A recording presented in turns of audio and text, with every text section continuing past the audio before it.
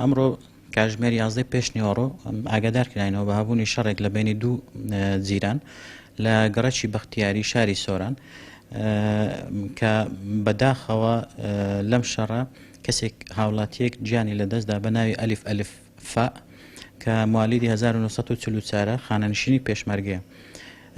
دەست بەجێ تیمەکانمان پۆلیس و ئاسایش چوون بۆ شوێنی ڕووداوەکەیان کۆنتڕۆل کرد و ژمارەیەک گومانلێکراو کە لەم شەڕە بەشدار بوون دەستگیر کراون و ئێستاش لە لامان دەست بەسەرن لەسەر فەرمانی بەڕێز دادوەری لێکۆڵێنەوەی سۆران خەریکن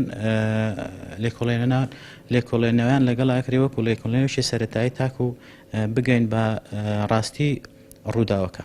لە شەڕەکە بریندار هەبوو، ژمارەیەک بریندار هەبوو، بەس لەخوا بەزیاد بێ دەچیان تیمار کراون و ئیدی هەندێکیشیان ماینە، نزیکەی 7-8 بریندار هەبوو لەم شەڕە. هۆکارەکەی طبعاً هۆکارەکەی کە لێکۆڵێنەوە سەرەتاییەکان تەواو بوو ئەوجا ئەگەینە ڕاستی ڕووداوەکە. ئێستا هیچ